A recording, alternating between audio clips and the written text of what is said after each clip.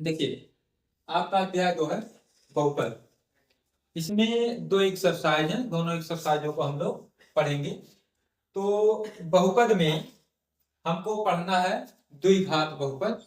तो वह बहुपद जिसकी घात 2 होती है, अधिकतम घात 2, उसे हम लोग क्या कहते हैं? द्विघात बहुपद कहते हैं। ठीक है। बहुपद की घात क्या होती है? किसी बहुपद में जो चर की मैक्सिमम घात होती है, अधिकतम घात होती है, वही क्या कहलाती है? बहुपद की घात। जैसे हम लिख दिए 7x² प्लस 6x प्लस 2। ठीक है। तो ये आपका बहुपद हो गया। तो बहुपद की घात अधिकतम यहाँ 2 है, तो इस बहुपद की घात कितनी होगी? 2 होगी। बहुपद में कितने पद हैं? तो ये पद ये स्क्वायर वाला हो गया, एक ये x वाला, एक अचर पद, यानी इसमें पदों की संख्या टोटल है 3। ठीक है। अगर एक घात वाला बहुपद है उसे हम लोग एक घाती बहुपद या रैखिक बहुपद कहते हैं। तो अब द्विघात बहुपद के बारे में हमको पढ़ना है, उससे संबंधित कुछ उसके शून्य। तो बहुपद का शून्य क्या होता है? बहुपद का शून्य का मतलब कि यक्ष का वह मान जो आप बहुपद में यदि रख देते हैं और उसका मान शून्य हो जाता है, वो बहुपद के शून्य कहलाते हैं। ठीक। तो इसमें पहला सूत्र,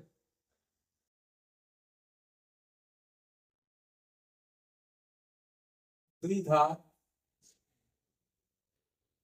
बहुपद, द्विघात बहुपद का रूप हम ले रहे हैं ax² plus bx plus c। ठीक है।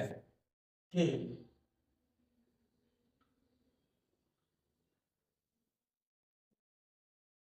शून्यकों का योगफल, शून्यकों का योगफल होता है माइनस यक्स का गुणांक बटे ax² का गुणांक। ठीक है। तो यक्स का गुणांक क्या है? तो यहाँ चिन्ह माइनस है, तो लिख सकते हैं आप माइनस b/a। अगर शून्य अल्फा और बीटा से लिख लिए जाए, शून्य किससे लिख लिए जाए? ठीक है, अल्फा और बीटा से, तो अभी उसको भी बता दे रहे हैं। और देखिए ये पहला सूत्र हो गया। दूसरा हमारा जो है शून्यकों का गुणनफल, शून्यकों का गुणनफल जो होता है वह आपका होता है अचर पद, मतलब जिसमें यक्स नहीं है, बटे x² का गुणांक। ये शून्यकों का गुणनफल आ गया, यानी p/a। अगर शून्य का हम लोग लेते हैं अल्फा और बीटा, तो ये अल्फा इंटू बीटा हो जाएगा। ठीक है। अगर हमको शून्य पता हो, ठीक है, यदि द्विघात बहुपद के शून्यक अल्फा तथा बीटा हो, तब तो देखिए द्विघात बहुपद अगर ज्ञात करना है, द्विघात बहुपद का जो सूत्र होता है वह होता है x² माइनस शून्यकों का योगफल इंटू x प्लस शून्यकों का गुणनफल। ठीक है। अब देखिए शून्यकों का योगफल जो है वह होता है x² माइनस शून्यकों के योगफल अगर अल्फा और बीटा है तो लिख सकते हैं alpha into beta, alpha plus beta into x, और ये आपका अल्फा इंटू बीटा। ठीक है। इसी को थोड़ा सा और किया जाए, अल्फा प्लस बीटा ये शून्यकों का योग है, शून्यकों का योग यानी माइनस b/a, तो माइनस यहाँ बाहर है तो हो जाएगा प्लस b/a इंटू एक्स और c/a। पूरे बहुपद में अगर a का गुणा कर दिया जाए तो जो ये स्टैंडर्ड रूप है X square plus B X plus C वही फिर आ जाएगा। ठीक है, तो ये आपके इसमें फार्मूले हैं। 2 एक्सरसाइज हैं, दोनों एक्सरसाइज आपको बता दी जाएंगी। ये इस अध्याय की दूसरी प्रश्नावली, नई किताब में 2 ही एक्सरसाइज है, एनसीईआरटी की नई किताब जो है कह रहा है निम्नलिखित बहुपदों के शून्य ज्ञात कीजिए और शून्यकों तथा गुणांकों के बीच संबंध की सत्यता की जांच कीजिए।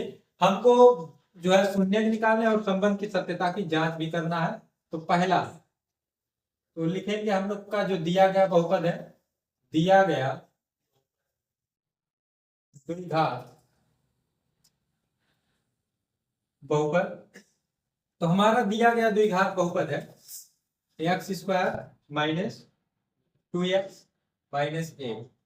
अब इसका हम लोग क्या करेंगे, पहले गुणनखंड कर डालेंगे, कुछ और करने की जरूरत नहीं, गुणनखंड कर लेंगे। तो गुणनखंड करने का नियम होता है जो स्क्वायर वाला है उसका और जो अचर पद है उसका गुणा करा लेते हैं।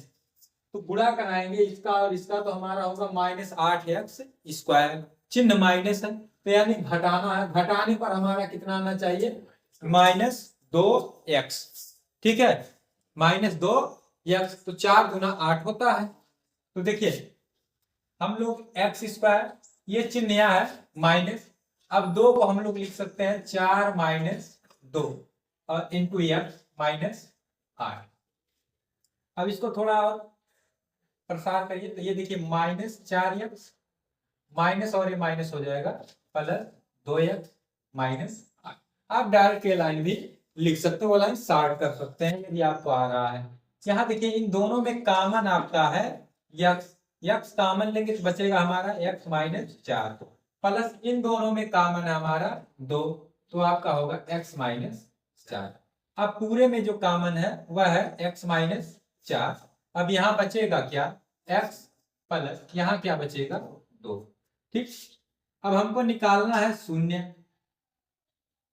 तो शून्य के लिए, शून्य के लिए यदि x माइनस 4 बराबर 0 तब आपका हो जाएगा x बराबर 4, और यदि x प्लस 2 बराबर 0 तब आपका हो जाएगा x बराबर माइनस 2।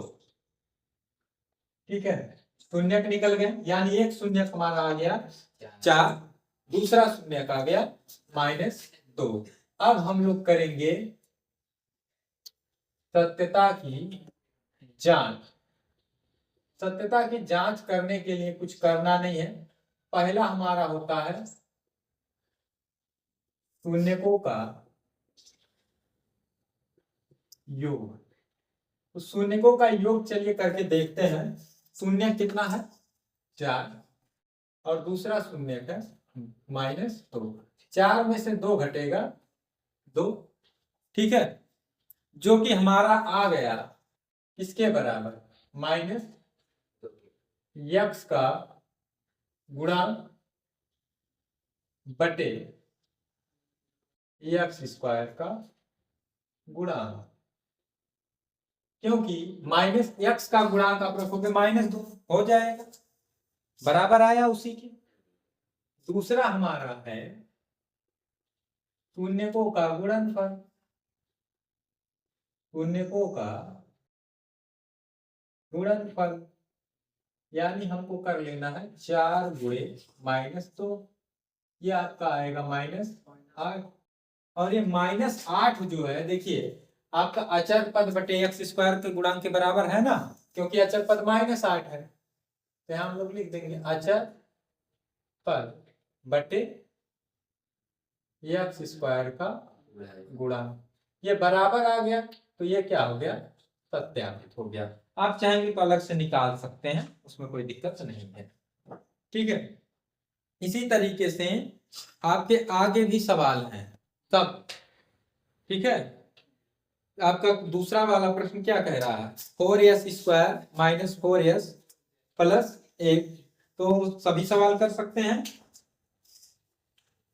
चलिए दूसरे प्रश्न को देखते हैं। सब में गुणनखंड करना, फिर एक एक खंड को 0 बराबर करना है, जो आएगा वही आपका क्या हो जाएगा, शून्य हो जाएगा।